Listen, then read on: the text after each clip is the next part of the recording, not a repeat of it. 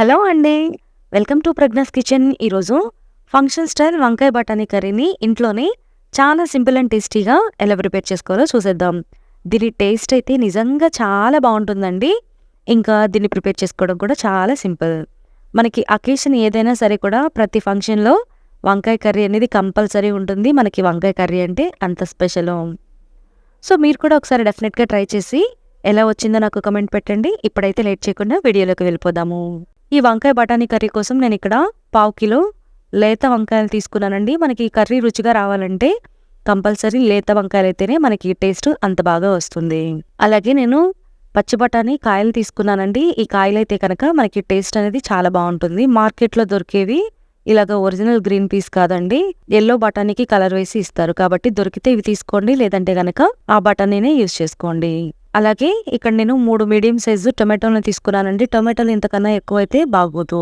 ఇప్పుడు ఈ వంకాయల్ని ఉప్పు నీటిలోకి ముక్కలుగా కట్ చేసుకొని వేసుకోవాలి. ఇలా చేసుకోవడం వల్ల వంకాయ అనేది చేదు రాకుండా ఉంటుంది. ఇప్పుడు స్టవ్ మీద ఒక పాన్ పెట్టుకొని 2 టేబుల్ స్పూన్ల ఆయిల్ వేసుకోండి.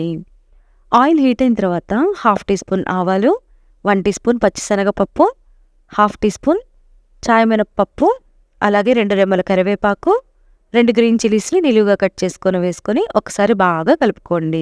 ఇలాగ పచ్చిమిర్చి ఫ్రై అయ్యాక ఈ గ్రీన్ పీస్ ఆల్మోస్ట్ ఒక కప్పు వరకు వచ్చినాయండి. గ్రీన్ పీస్ క్వాంటిటీ ఎంత ఎక్కువ ఉంటే అంత బావుంటుందండి. అలాగే ఒక పెద్ద సైజు ఉల్లిపాయని కూడా ఈ విధంగా చిన్ని ముక్కలుగా కట్ చేసుకొని వేసుకున్నాను.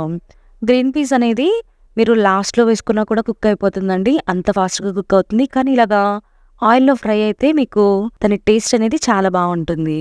చూసారు కదండీ! మనకిక్కడ ఉల్లిపాయ అనేది చక్కగా ఫ్రై అయిపోయింది. అలాగే బఠానీ చూసారు కదా! ఇలా ప్రెస్ చేస్తే మెత్తగా స్మాష్ అయిపోయింది. సో, అంత ఫాస్ట్‌గా మగ్గుతుంది మనకి బఠానీ అనేది.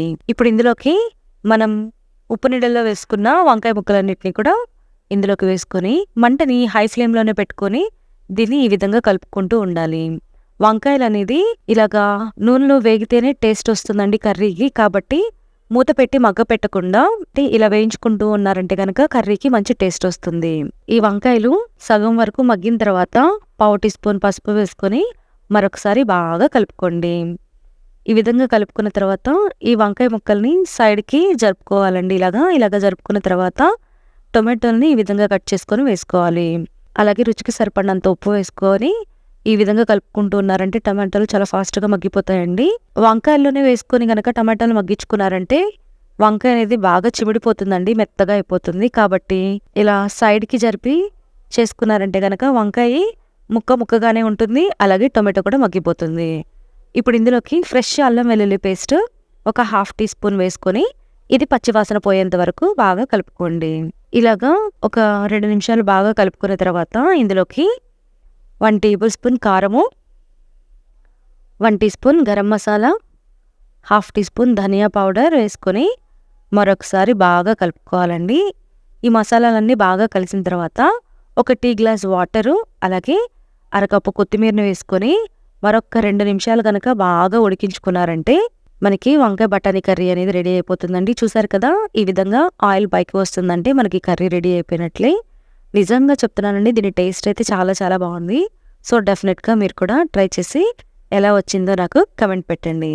మరి ఈ వీడియో గనక మీకు నచ్చినట్లయితే ప్లీజ్ నా ఛానల్‌ని సబ్స్క్రైబ్ చేసుకొని పక్కనే ఉన్న బెల్ ఐకాన్‌ని క్లిక్ చేయండి. అలాగే ఒక్క లైక్ చేసి షేర్ చేయండి.